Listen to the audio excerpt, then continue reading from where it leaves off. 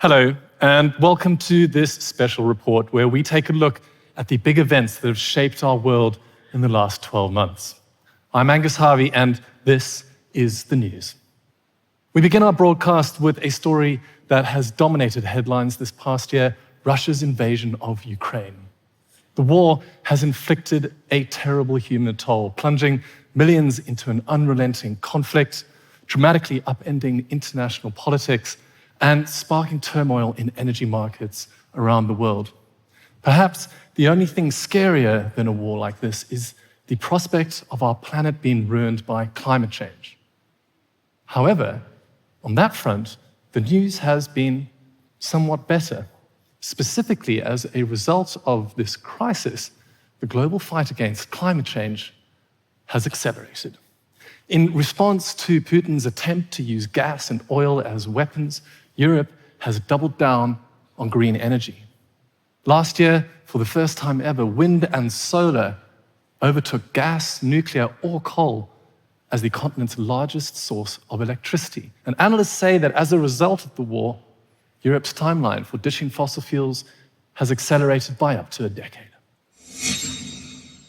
Staying with the climate, in the United States, a new law has committed hundreds of billions of dollars of investment into renewables and electric vehicles, putting the country on track to getting 80% of its electricity from carbon-free sources by the end of this decade. And in the race to build more clean energy, China is way ahead of both Europe and the United States. The country is now installing enough solar panels every day to cover an area the size of New York's Central Park.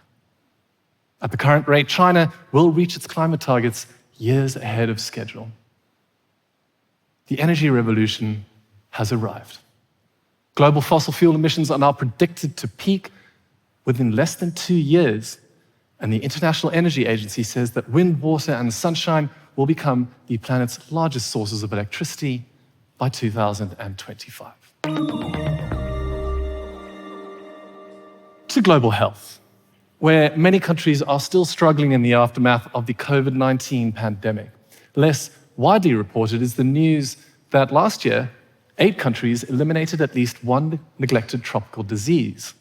Top of that list, Togo, which became the first country to eliminate 4 of those diseases, including trachoma, the world's most common infectious cause of blindness. Go Togo. Today, almost 600 million fewer people require treatment for these diseases than in 2010. It's thanks to the work of tens of thousands of uncelebrated heroes of public health. It means that in just over a decade, a significant portion of humanity has been liberated from a devastating burden of suffering and from death. There's also hope on the horizon in the fight against malaria. Last year, a new vaccine designed by the University of Oxford was shown to be safe and incredibly effective. 4 days ago, Ghana became the first country to license that vaccine for distribution. Nigeria followed that up 8 hours ago. Both countries are now going to vaccinate children under the age of 3. This is a world-changing treatment. It offers us genuine hope that we may finally be able to eradicate one of humanity's biggest killers, a scourge that has plagued our species for thousands of years.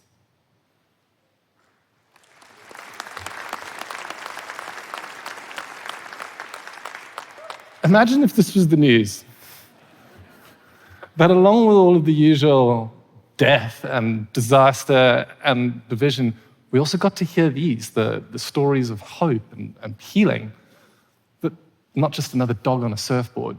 The thing is, this is the news.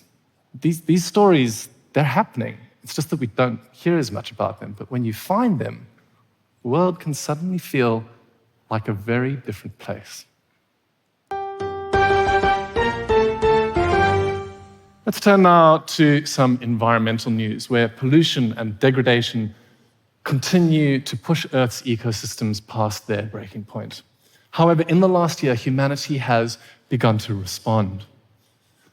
4 months ago, the countries of the United Nations came together to agree on a global pact to protect 30% of the planet by 2030. And just weeks ago, after nearly 2 decades of negotiations, they agreed on the first ever legal framework for regulation and protection of life on the high seas.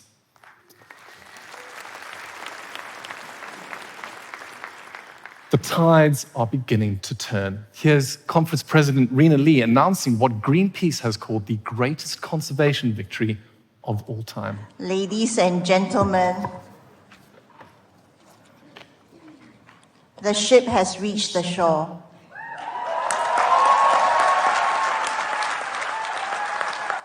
More good news for the environment. Since the beginning of last year, we've seen the expansion of protected waters around the Galapagos, the creation of an enormous marine sanctuary west of Australia, and a provisional agreement between Canada's government and First Nations to create the Sangwang Hachkwikak marine protected area that will be Canada's largest MPA. That is just off the coast of West Vancouver. That's less than 150 kilometers from where we all are right now.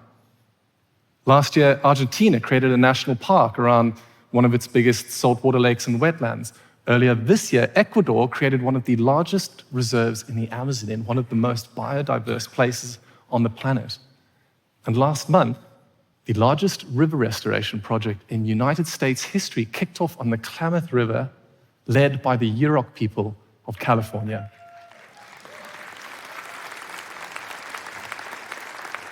None of it is enough yet.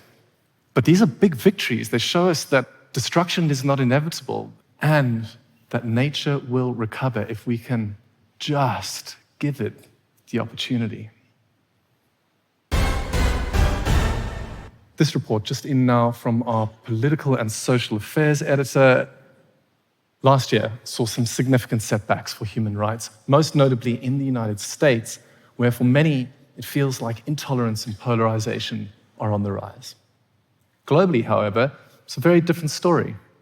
Since the beginning of 2022, countries have abolished the death penalty. 6 countries have ended child marriage. 4 countries have banned conversion therapy. 4 countries have legalized homosexuality. And 11 countries have actually strengthened reproductive rights.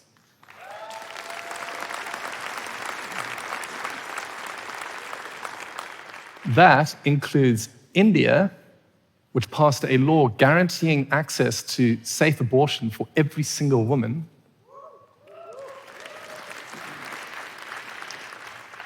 And Spain, which also protected transgender rights and became the first country in Europe to provide paid menstrual leave. Oh, and sorry, I forgot to mention, Slovenia, Cuba, and Mexico all passed legislation on same-sex marriage and adoption. 3 times as many countries now grant those rights to all of their citizens compared to a decade ago.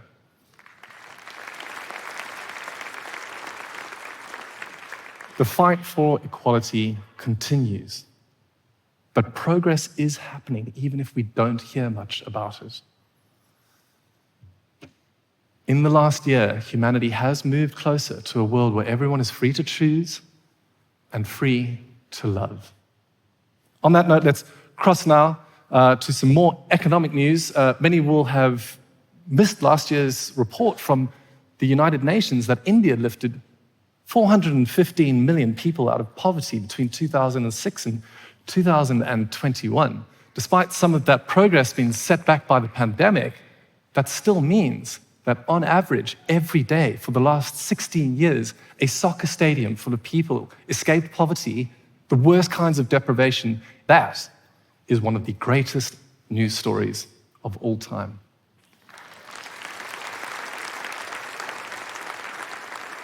Let's cross now to our correspondent in the field, Angus Hervey, to get some more of these and some other stories from around the world. Angus, over to you.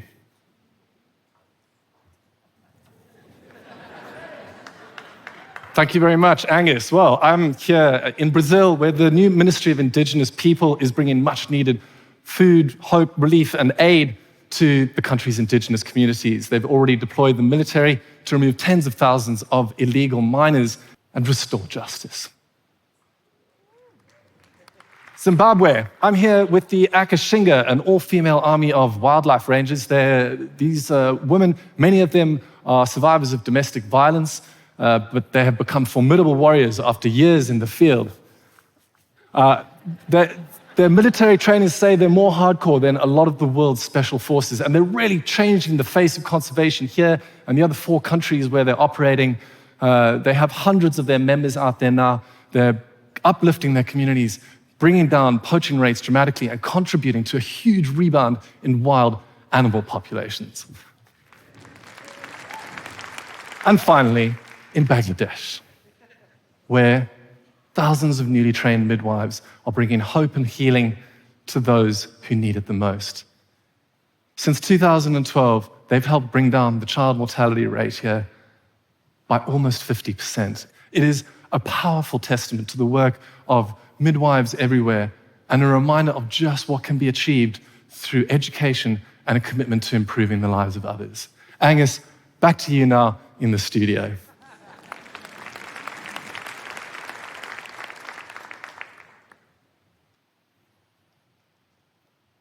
Thanks very much, Angus. Well, that was Angus Hervey there reporting on everything from everywhere all at once.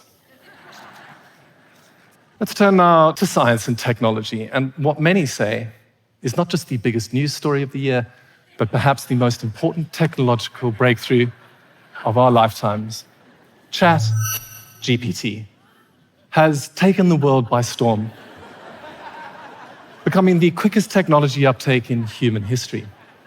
The power of artificial intelligence is incredible, but there are also very real reasons to be concerned about its effect on systems of power and its impact on jobs and society. As we wrestle with these dilemmas, though, let us not forget that in the last 12 months, humanity has repeatedly shown our resilience, inventiveness, our capacity for expanding our knowledge and ability to rise to meet our greatest challenges. 9 months ago, we received the first images from the golden honeycombed 18 beryllium mirrors of the James Webb Telescope, unlocking new secrets from the furthest reaches of the cosmos. 7 months ago, we smashed a spacecraft into an asteroid and altered its orbit, confirming a newfound ability to create planetary defense systems against Earth-bound objects.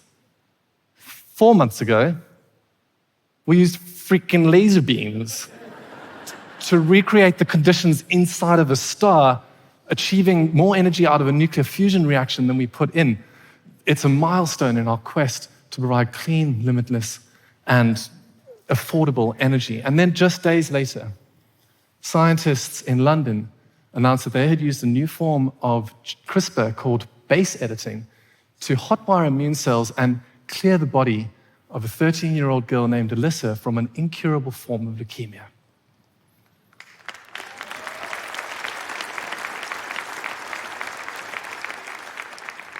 It's an incredible medical breakthrough, the first use of a revolutionary new type of treatment that may go on to save millions of lives in the future. So why is it then that outside medical and scientific circles, almost nobody has heard that story? Why are we so familiar with all of the stories that make us feel scared or sad or angry, but so many of these stories come to us as a surprise? Why are we so good at reporting bad news, but so bad at reporting good news?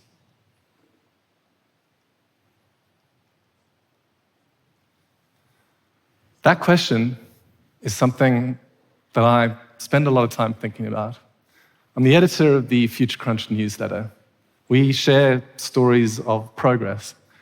And what I've learned after 8 years of doing this work is that progress is never a straight line. Far too many still suffer in poverty from disease and are trapped by conflict.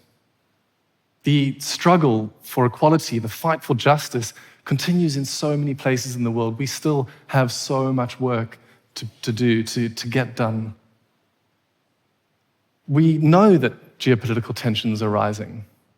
Climate change is genuinely scary, And we are still destroying too many parts of our planet. But when we only tell the stories of doom, we fail to see the stories of possibility. The hundreds of examples of progress in human rights, rising living standards, public health victories, clean energy breakthroughs, technological magic, ecological restoration, and the countless extraordinary acts of kindness that take place on this planet every day. I believe that if we want to change the story of the human race in the 21st century, we have to start changing the stories that we tell ourselves. And we have to remember that hope isn't a noun, it's a verb. It's not something that we have or something that we're given. It's something that we do. Millions of people around the world chose to hope in the last 12 months and then rolled up their sleeves to get it done. Perhaps it's time for the rest of us to do the same. I'm Angus Hervey, and let's make this the news.